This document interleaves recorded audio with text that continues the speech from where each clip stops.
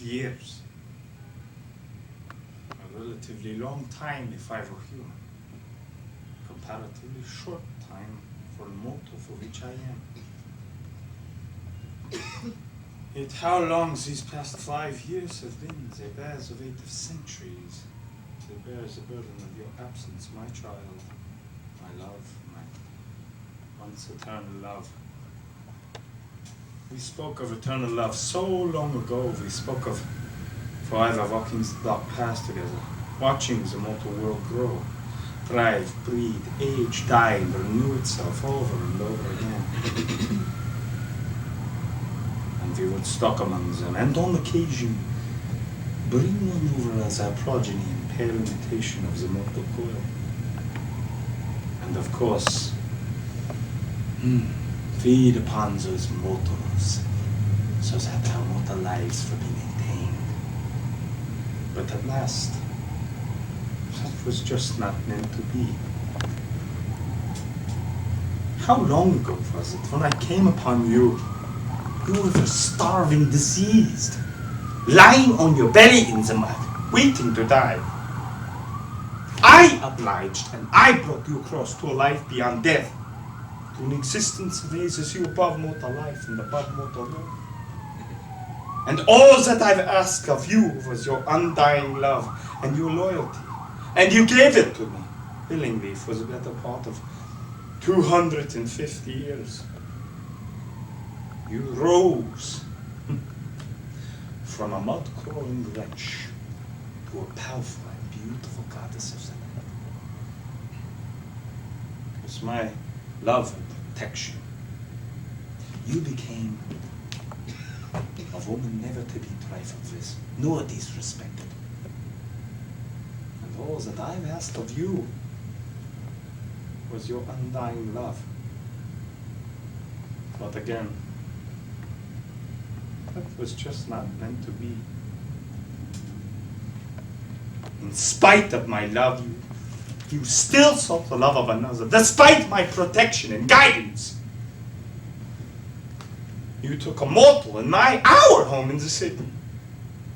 You took a child from those dance classes you secretly taught for amusement, and you watched her grow into a woman. And then you took that thing into her bed. Why? What was it about that unborn that caused you to spurn my love? It could not live for very long. It could not even live as we could. It couldn't even hear, see, feel as we could. But you still took her and wanted to make her your child. I didn't need another child. I was happy enough with you. Our bloodline was adequate enough. But you still took her and let her dictate your actions. But that wasn't enough for that thing. It even had the absolute gall to believe she could be a better lover than me. Me!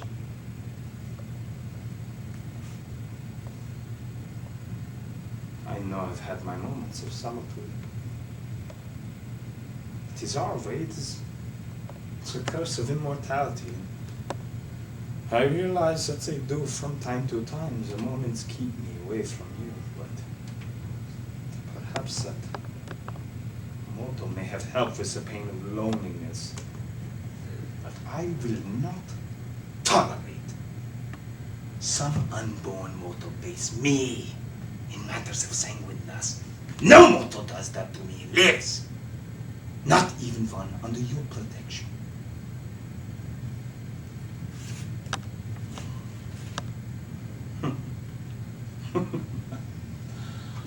A foolish as she was as I tasted her insolence. What fire she had when I took her life's blood into me. Ah, how I liked what I took into me. She died. Yes. But as I absorbed Helen's essence, I later began to feel her life within me. Her emotions later began to haunt me. You should have drank of her before she got cold. But then you left me. Rather than continue with me in eternity, you chose to join her in death. I cannot believe this was your choice.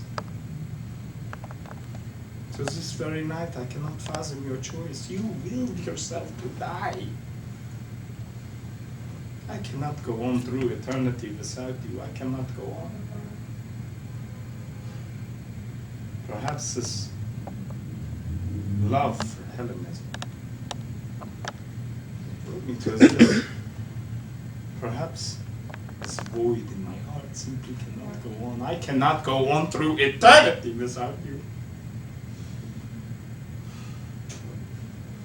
I stand here at your final resting place, where you have always loved the hills, outside our home in Germany.